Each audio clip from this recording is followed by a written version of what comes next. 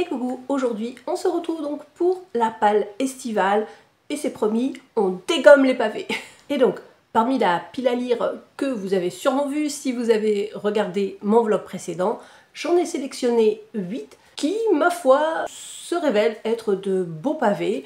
Alors, j'ai fait en sorte qu'il y ait un minimum de 600 pages environ, pour certains il y en a plus évidemment, parce que voilà, l'été, je trouve que ça s'y prête pour lire des romans, alors, on va pas dire des romans fleuves, mais des bons romans, voilà, dans lesquels on prend le temps de faire la connaissance des personnages, de l'intrigue.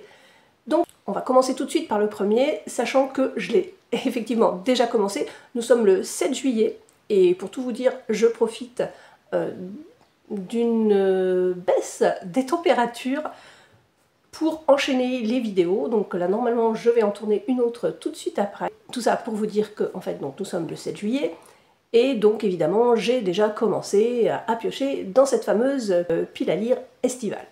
Et donc, le premier, il s'agit d'un livre de Anne Perry, Du sang sur la soie. Donc je l'ai choisi parce que nous sommes au cœur de la Byzance du XIIIe siècle. Et puis bien voilà, on se retrouve avec des complots, évidemment des trahisons. Et puis donc on suit une certaine Anna qui se fait passer pour une eunuque afin de mener son enquête pour prouver l'innocence de son frère qui est accusé d'avoir participé au meurtre d'un éminent personnage.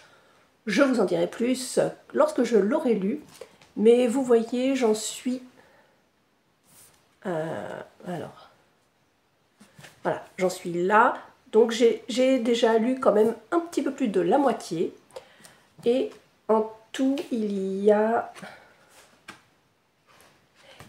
746 pages. Donc voilà. Alors déjà, j'aime beaucoup.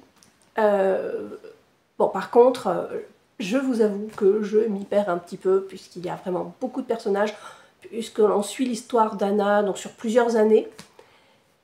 Et forcément, donc, les rencontres, les gens qu'on perd de vue, puis qui reviennent, donc voilà, c'est un petit peu perturbant, c'est pas le terme, mais bon, je vous avoue que oui, j'imagine qu'il faudrait noter les personnages afin de s'en souvenir. Mais bon, dans l'immédiat, moi, je mets des post-it. Voilà, enfin, des signés, enfin, ce que vous voulez, je sais pas comment on pourrait appeler ça, enfin, des mini post-it, quoi. Voilà, voilà. Donc ça, c'était pour le premier. Le deuxième, je vous en ai parlé dans le vlog précédent, donc puisqu'il s'agit donc de La Compagnie des menteurs de Karen Maitland. Donc, pareil, c'est un beau... Ouais, il a 655 pages. Et donc là, on est en 1348 et c'est la peste qui s'abat sur l'Angleterre. Et voilà, bah écoutez, je vais vous lire peut-être la quatrième de couverture, je me souviens même plus si je l'avais fait dans mon vlog précédent justement. Alors, donc, nous sommes en 1348, la peste s'abat sur l'Angleterre. Rites païens, sacrifices rituels et religieux, tous les moyens sont bons pour tenter de conjurer le sort. Dans le pays en proie à la panique et à l'anarchie, un petit groupe de 9 personnes, réunies par le plus grand des hasards, essaie de gagner le nord afin d'échapper à la contagion. Bientôt, l'un d'entre eux est retrouvé pendu. Alors que la mort rôde, les survivants vont devoir résoudre l'énigme de ce décès avant qu'il ne soit trop tard. Donc voilà, encore une fois, je suis plongée alors, dans le passé. Nous sommes plongés dans un passé vraiment très très lointain, mais en fait, voilà, c'est tout ce que j'aime, parmi d'autres choses. Mais voilà, c'est le deuxième que j'ai sélectionné. Pour le troisième, il s'agit donc du troisième tome de Millennium, donc c'est La Reine dans le palais des courants d'air. Évidemment, vous devez penser que, ben oui, mais Nathalie, est-ce que tu as lu le deuxième, puisque tu nous as parlé du premier tome, mais tu nous as pas encore parlé du deuxième. Oui, alors effectivement, je l'ai lu, je ne l'ai pas encore chroniqué dans une vidéo, ça va venir, mais effectivement, je l'ai lu, et puis je l'ai adoré. Et donc là, je vais commencer donc dès que possible. Donc là, vous voyez, on est sur plus de 700 pages. Mais j'ai absolument hâte de le lire, j'allais dire de le terminer, mais oui, de terminer cette trilogie. Parce que oui, il s'agit bien d'une trilogie. Je sais que pour certains d'entre vous, la collection ne s'arrête pas là, puisqu'il y en a d'autres écrits par d'autres auteurs. Mais je ne veux lire, moi, que ceux écrits par Stieg Larsson. Pour ce qui est des autres, j'ai eu de moins bons retours, on va dire. Et puis, malgré tout, c'est donc Stieg Larsson qui est à l'origine de cette série Millennium.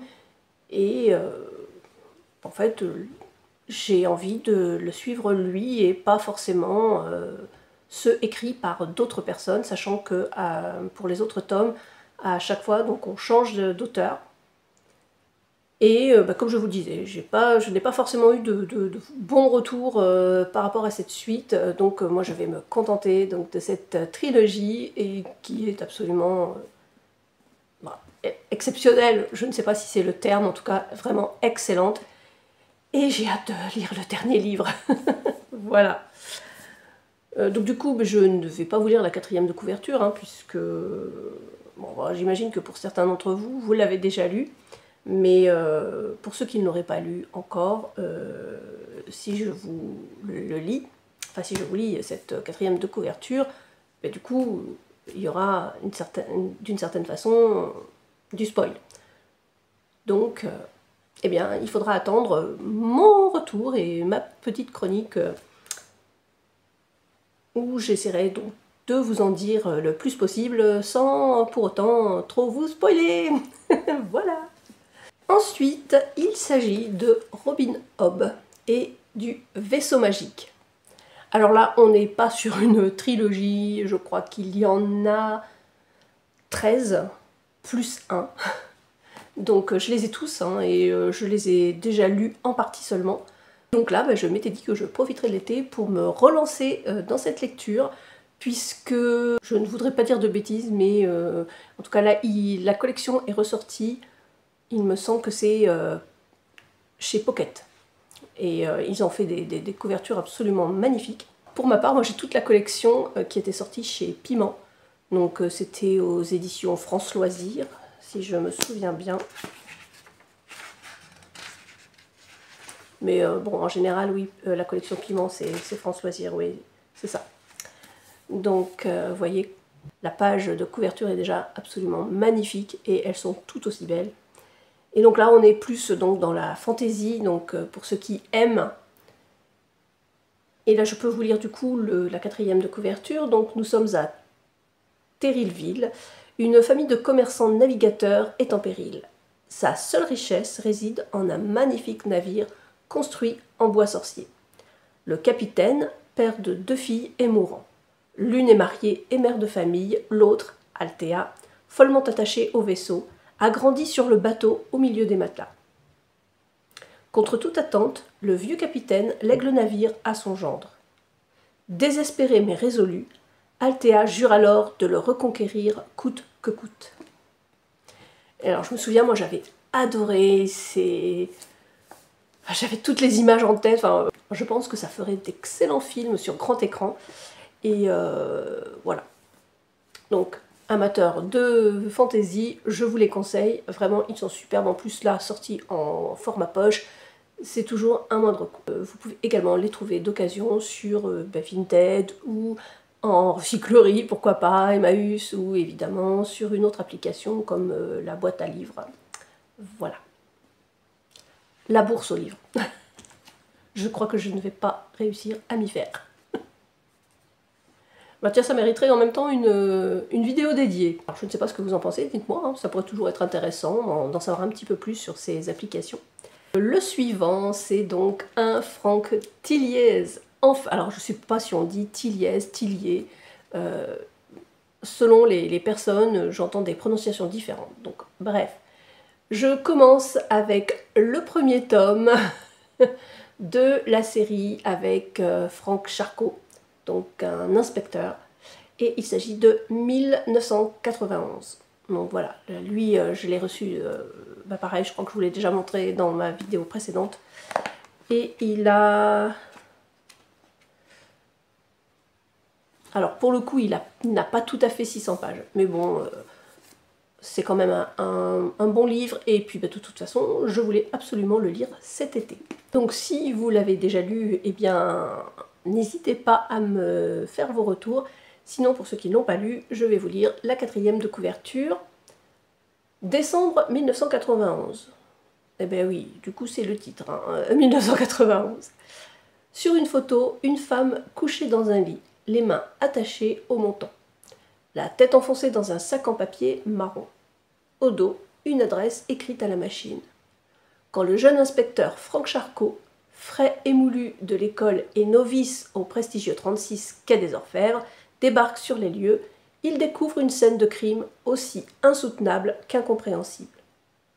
Face à un mystère qui ne fera que s'épaissir au fil de l'enquête, Charcot sait que ses premières années d'expérience ne lui serviront à rien. Ici et maintenant, il doit tout réapprendre. Bon, ben j'ai hâte. Hein. Alors surtout, je crois qu'il y en a 9. Oui, il me semble que c'est lui. J'avoue que entre Franck Tilliez, donc la série des Charcot, Fred Vargas et Adenberg, et enfin Bernard Minier, avec, alors lui, c'est le commandant Servaz. J'ai de quoi faire, je crois que je vais être comblée. Et d'ailleurs, donc le prochain est un Bernard Minier, donc le 2e tome. Hein. Vous savez que j'ai lu le premier il y a quelque temps, donc il s'agissait donc de Glacé. Et là, c'est Le Cercle. Elle est belle, hein, la couverture aussi. Alors là, on est pareil, hein, sur un super beau pavé, puisqu'il y a presque 800 pages.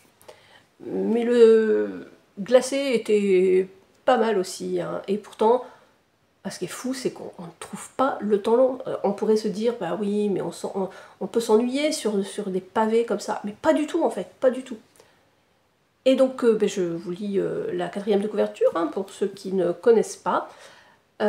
Pourquoi la mort s'acharne-t-elle sur Marsac, petite ville universitaire du sud-ouest? Une prof assassinée, un éleveur dévoré par ses propres chiens, et un mail énigmatique, peut-être signé par le plus retors des serial killers. Confronté dans son enquête à un univers terrifiant de perversité, le commandant Servaz va faire l'apprentissage de la peur pour lui-même comme pour les siens. Et ben ça promet. Donc ben voilà, hein, non. Là, alors, je ne sais pas dans quel ordre je vais les lire, ça va être très compliqué parce que j'ai tous hâte de les lire en fait. Pour le suivant, il s'agit donc ben, d'Olivier Bal. Donc pareil, hein, depuis le temps que j'en entends parler. Là, je crois que je crois que je vous l'ai déjà présenté justement, oui, lors d'un book haul. Je ne sais plus. Bref, c'était donc ma petite sœur, que je remercie au passage, qui me l'avait offert. Et donc, bah, du coup, je ne me souviens plus si je vous avais lu la 4e de couverture. Il s'agit donc de l'affaire Clara. Son cadavre est remonté, comme celui d'autres femmes, à la surface de l'eau. 6 au total. Là-bas, dans les forêts du New Hampshire, ce lieu maudit porte un nom, le lac aux suicidés. Clara Miller était journaliste, comme Paul Green, le reporter qui débarque sur l'affaire. Il avait connu Clara étudiante et ne croit pas un instant à la thèse du suicide. Un homme l'intrigue, Mike Steele. L'immense rockstar qui vit retranché à quelques kilomètres de là, entouré d'une poignée de fidèles, prêts à tout pour défendre son intimité, dans un manoir transformé en forteresse. Mais Paul, lui, a tout son temps. Dans sa vieille Ford déglinguée, il tourne inlassablement autour du domaine, avec cette question. Et si du manoir, la route menait directement au lac? Et ben là, la question est posée, hein. Bon ben... Oui, je sais, je vais le redire, j'ai hâte. Enfin, c'est pareil, alors, ça fait... Alors, des années, c'est peut-être un grand mot, mais ça fait très longtemps que j'avais vu ce livre lors d'un de mes séjours à l'île de Ré. Et je m'étais promis de le lire. Puis ben, je l'ai cherché sur Vinted, et là, grâce au ciel, il y en avait un. Donc je n'avais pas vraiment le choix. Et je l'ai donc je l'ai acheté. Hein. Et alors là, on est sur... Oui, on est pareil, on dépasse les 600 pages. Et puis donc, il s'agit donc de la falaise de la repentie. Alors c'est un diptyque ou une duologie, hein, comme vous voulez. Et donc là, on est en 1747 et c'est Camille Lemonnier, 15 ans, fille d'un meunier installé sur l'île de Ré, se passionne pour la cuisine et les saveurs nouvelles.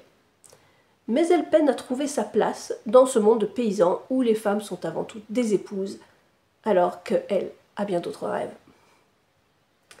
Ayant perdu sa mère trop tôt, elle trouve en Madame de Tencin, baronne de Ré et célèbre salonnière, un modèle féminin qui la pousse à développer son esprit d'indépendance.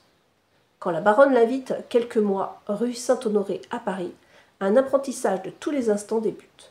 Camille y croisera Madame de Pompadour, d'Alembert, un maître boulanger du Palais Royal, ou encore J. Hendrik, ce bel Hollandais à la réputation sulfureuse. Elle se trouvera alors plongée dans un monde fait d'ombre et de lumière, où sa quête initiale prendra peu à peu la forme d'une recherche essentielle de liberté. Bon, et bien voilà, c'était ma sélection pour l'été. Alors, je pense que j'en lirai d'autres. Déjà, là, je ne l'ai pas présenté puisqu'il ne faisait pas partie de ma sélection, puisque ça n'est pas un pavé. Il s'agit donc du dernier livre de Virginie Grimaldi qui est sorti en format poche et que j'ai reçu en service presse. Donc, dès que j'ai terminé ma lecture actuelle, je lirai Virginie Grimaldi et ensuite je reviendrai piocher dans ma pile à lire estivale. Voilà, j'espère que cette sélection vous aura plu et interpellé. Peut-être en avez-vous déjà lu. En ce cas, dites-moi en commentaire. Et puis bien, je ne le dis pas systématiquement, mais pour aider mon travail et ma petite chaîne, envoyer des bons signaux à l'algorithme de YouTube, n'hésitez pas à liker, à commenter et à vous abonner en activant la petite cloche, si toutefois ce n'est pas déjà fait.